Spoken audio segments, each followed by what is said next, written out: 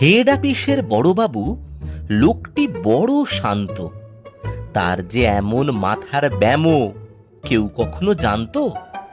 দিব্যি ছিলেন খোশ মেজাজে, চেয়ারখানি চেপে একলা বসে ঝিমঝিমিয়ে হঠাৎ গেলেন ক্ষেপে। আঁতকে উঠে হাত পা ছুঁড়ে চোখটি করে গোল হঠাৎ বলেন, গেলুম গেলুম, আমায় ধরে তোল।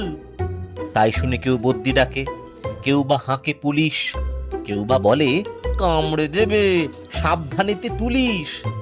ব্যস্ত সবাই এদিক ওদিক করছে ঘোরাঘুরি। বাবু হাঁকেন, ওরে আমার গোঁফ গিয়েছে চুরি। গোঁফ হারানো আজব কথা, তাও কি হয় সত্যি? গোঁফ জোড়া তো তেমনি আছে, কমেনি এক রত্তি।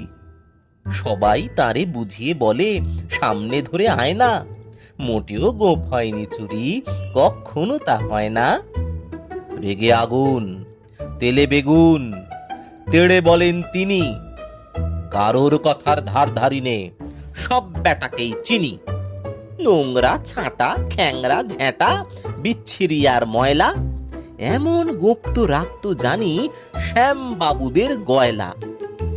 এ গোঁফ যদি আমার বলিস, করব তোদের জবাই। এই না বলে জরিমানা করলেন তিনি সবাই। ভীষণ রেগে বিষম খেয়ে দিলেন লিখে খাতায়, কাউকে বেশি লাই দিতে নেই, সবাই চড়ে মাথায়। অফিসের এই বাঁদরগুলো মাথায় খালি গোবর, গোঁফ জোড়া যে কোথায় গেল কেউ রাখে না খবর। ইচ্ছে করে এই বেটাদের গোঁফ ধরে খুব নাচি, মুখগুলোর মুন্ডু ধরে কোদাল দিয়ে চাচি। গোঁফকে বলে, তোমার আমার গোঁফ কি কারো কিনা? গোঁফের আমি গোঁফের তুমি, তাই দিয়ে যায় চেনা।